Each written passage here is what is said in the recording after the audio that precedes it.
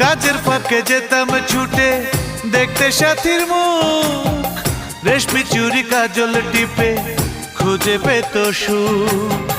এক পলকে দেখে সে আমায় আসতো ছুটে বুকে জড়াতে।